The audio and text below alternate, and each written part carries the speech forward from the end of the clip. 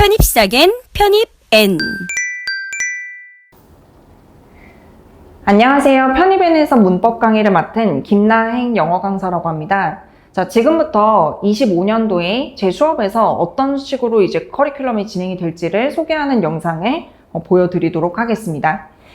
자, 제 이름은 김나행이고요. 이제 영어 이름은 엘린이라고 합니다. 이제 여러분들이 1년 동안 이제 공부하실 편입 영어에서 문법 강의를 담당을 하고 있고요. 자, 두 번째. 자, 제 커리어인데요. 저 같은 경우는 뭐 이런 식으로 좀 다양한 학원들에서 커리어를 좀 탄탄히 쌓아왔고, 그 다음 여기 지금 보시는 것처럼 편입N 홍대 캠퍼스에서 전해서 이제 부원장 겸 문법 강사를 했고요. 현재는 편입N 일산과 노원 캠퍼스에서 문법 강의를 담당하고 있습니다. 자, 이제 편입 문법에 대해서 조금 설명을 해보려고 하는데요. 자, 편입 문법은 자연계냐, 인문계냐, 그리고 어떤 학교냐에 따라서 좀 다양한 문항수로 출제가 되고 있는데요. 이제 평균적으로 두 문항에서 12문항, 이렇게 좀 지금 범위가 다양하죠. 이렇게 출제가 되고 있고요. 그리고 이제 편입 문법에서 잘 나오는 메인 파트를 좀 소개를 하자면, 이제 동사 파트, 형식으로 해서 보는 동사 파트가 출제가 잘 되고, 그 다음 이제 시제, 동사에서 시제를 따져야 되는 시제 파트, 그리고 능동태냐 수동태냐를 따져야 되는 태 파트, 그리고 동사를 보조해주는 조동사 파트, 그리고 가정법 파트, 그리고 준동사라고 해서 동사에서 왔는데 동사로는 쓰이지 않는 부정사, 동명사, 분사 파트, 그리고 접속사의 병렬 봐야 되는, 병치구조 봐야 되는 접속사 파트, 그 다음에 이제 관계사 파트, 전치사 파트, 그리고 수일치를 봐야 되는 일치 파트, 그리고 문장 구조가 뒤집어지는 도치 파트, 그리고 기타 등등의 이제 명사, 관사, 형용사, 부사, 비교급 등 이렇게 메인 파트로 좀 볼 수 있는 거는 총 14가지 파트가 나온다. 이렇게 소개를 해드릴 수 있을 것 같고요. 자, 출제 유형별로 좀 분석을 해보겠습니다. 이제 많은 학교들이 당연히 이제 문항수도 다르고 출제되는 것도 좀 다르긴 한데 평균적으로 봤을 때 제일 잘 나오는 부분은 여기 지금 보시는 바와 같이 편입 영어 문법은 시제, 태, 뭐 이런 구조를 봐야 되는 문제가 약 20% 정도가 출제가 되고 있고요. 그 다음에 이제 동사라고 해서 자타 동사 구별하고 뭐 거기에 따른 전치사 유무를 봐야 되는 동사 파트가 비슷하게 출제가 많이 되고 있고요. 그 다음에 이제 가정법 파트, 편입 문법에서는 좀 메인 파트로 보시면 될 것 같고요. 그 다음 아까도 얘기를 했지만 동사에서 왔지만 동사로 쓰이지 않는 준동사, 투보정사, 동명사, 분사를 묶어서 준동사라고 하는데 이 준동사 파트가 약 이 정도로 출제가 되고 있고요. 자, 그 다음에 이제 조동사라고 해서 동사를 보조해주는 역할을 해주는 조동사들 있죠? will, may 뭐 이런 애들, 이런 애들도 출제가 많이 되고 있고요. 마지막으로 이제 관계사라고 해서 형용사절에 해당되는 관계사나 아니면 명사절 접속사에 해당되는 그 관계대명사 왁 같은 경우도 출제가 빈출로 되고 있다. 그래서 메인 파트 안에서도 주요 파트를 좀 얘기를 하자면 평균적으로 이런 식으로 출제가 되고 있다. 이렇게 보시면 될 것 같고요. 자, 그 다음에 이제 출제 트렌드에 따라서 좀 설명을 드릴 건데요. 자, 여기 지금 빨간 글씨로 지금 나와 있는데 까만 글씨군요. 학교별 문법 문제의 문항수는 당연히 다 다르고 조금 문법이 출제가 비중이 높은 학교가 있고 논리 독해가 좀 비중이 높은 학교가 있는데요. 독해 난이도가 요즘에 좀 평이해지는 학교들이 좀 있는데 그럴수록 문법은 정말 중요하다. 왜냐면 독해에서 변별력이 없기 때문에 문법에서 다 맞아줘야 된다 이 소리죠. 그래서 독해 난이도가 평이할수록 중요한 득점 포인트의 핵심이 된다. 이렇게 지금 설명을 해드릴 수 있고요. 자, 그 다음 각 메인 파트별로 어떤 것들이 출제가 되느냐 요거에 대해서 좀 말씀을 드리자면 가정법 같은 경우는 이제 편입에서는 아주 단순하게 나오는 경우도 있지만 이게 완전히 뒤로 가서 도치가 된다든지 아니면 특수가정법이라고 해서 가정법의 시제를 이용해서 특수하게 이렇게 출제가 되는 경우가 많습니다. 자, 그리고 이제 시제 파트 같은 경우는 부사 단서들, 뭐 예를 들면 어고를 보면 과거 시제에 대한 단서다 뭐 이런 식으로 부사 단서를 보시고 푸는 문제들이 있고요. 아니면 독해를 해가지고 전후관계 파악을 좀 한 다음에 그 다음에 이제 시제를 파악해야 되는 문제들도 출제가 잘 되고 있다. 자, 그 다음에 아까 제가 말했죠. 동사에서 왔지만 동사로 쓰이지 않는 애들이 뭐라 그랬어요?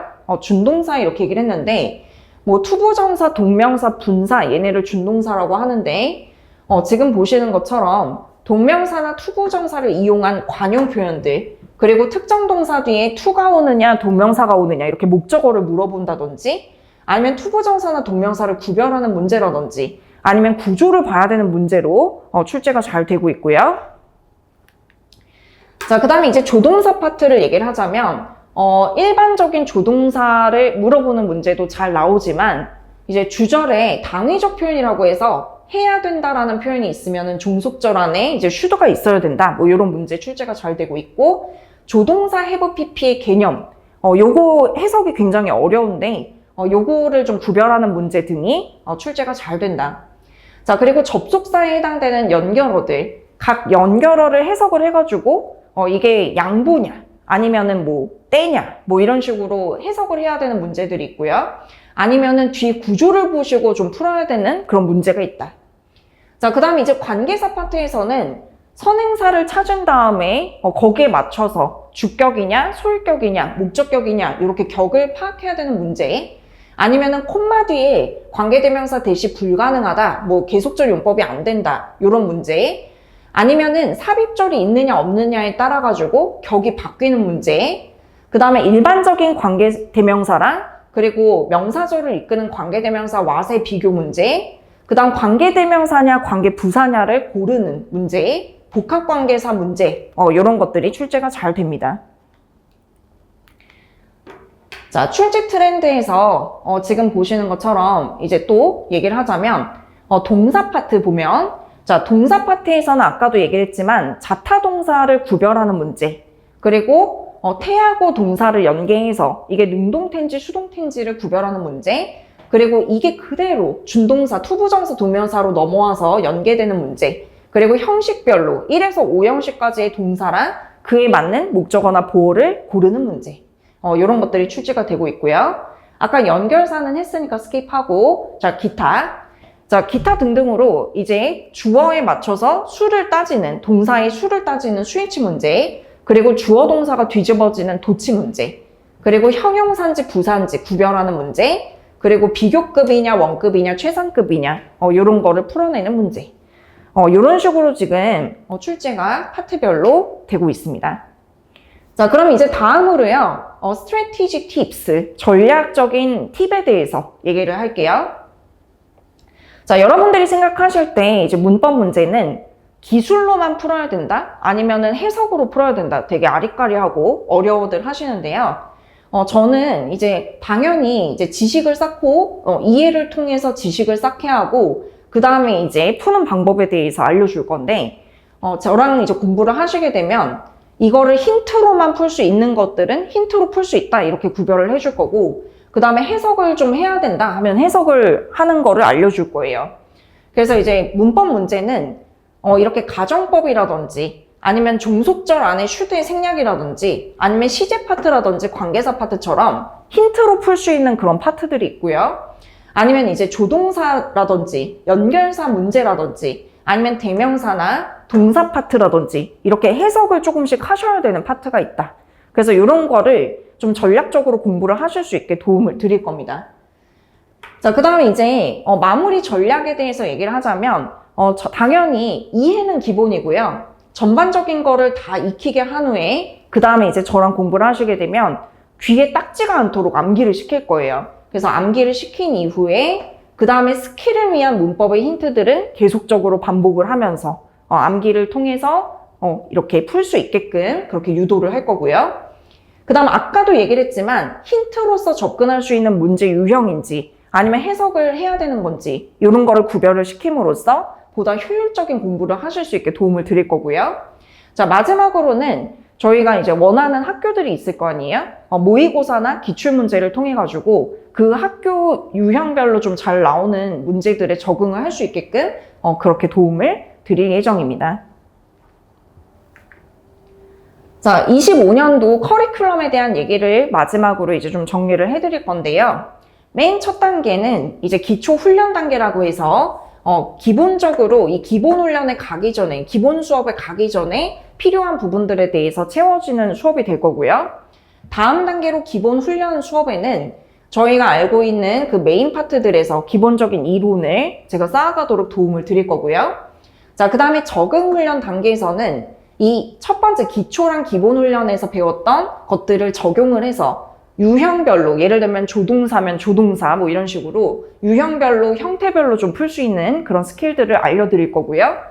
그 다음에 실전 훈련에서는 여러 가지 믹스된 이제 문제들을 풀면서 보다 조금 적극적으로 실전에 가까운 문제를 풀 수 있게끔 도와드릴 거고요. 자, 심화 훈련도 마찬가지죠. 여러 가지 믹스된 거랑 그 다음에 아까도 얘기를 한 것처럼 이걸 힌트로서 푸는 건지 아니면은 해석을 해야 되는 건지 이런 구별 같은 걸 하면서 팁을 드릴 거고요. 마지막에 이제 총정리, 뭐 기출을 통해서, 모의고사를 통해서 이렇게 총정리 학습을 할 수 있는 그런 시간을 가질 겁니다. 자, 그래서 커리큘럼 전반에 보시면은 지금 기초훈련 단계에서는 구문 독해의 기본이 될 수 있는 그런 기본 문법 배울 거고, 그 다음 기본훈련 단계에서는 무너지지 않는 기본기를 쌓아갈 예정입니다. 그리고 심화 이론이랑 문제풀이, 그리고 기출풀이에서는 반복을 엄청 할 거예요. 그래서 이제 여러분들께서 진짜로 시험장에 가면 제 목소리가 들리게끔 그렇게 유도를 할 거고요. 마지막 학교별로 기출 문제풀이를 할 때는 이 학교는 이런 부분에 대해서 특성화되어 있고 이런 문제가 출제가 잘 된다 뭐 이런 거를 통해서 여러분들이 시험장에 직접 가서 문제를 풀 때도 떨지 않게끔 그렇게 도움을 드릴 예정입니다. 자, 제 클래스 후기 간단하게 좀 설명을 하자면 저는 좀 다양한 영역들에서 이제 영어 티칭에 대한 경력이 있고요. 그래서 뭐 이런 식으로 제 후기들은 뭐 이런 사이트에도 올라와 있으니까요. 궁금하신 분들은 참조하시면 될 것 같고요. 자, 지금 25년도에 이제 문법 커리가 어떤 식으로 진행이 될지에 대해서 간략하게 설명을 드리는 시간이었는데요. 저랑 공부를 하시면 기본기 당연히 충실할 거고요. 전략적으로 효율적으로 공부를 하실 수 있는 방법 다 알려드릴 거니까요. 조금 믿고 저랑 같이 공부를 하실 수 있으면 좋겠습니다. 자, 지금까지 편입 앤 문법 강사인 김나영이었습니다. 감사합니다.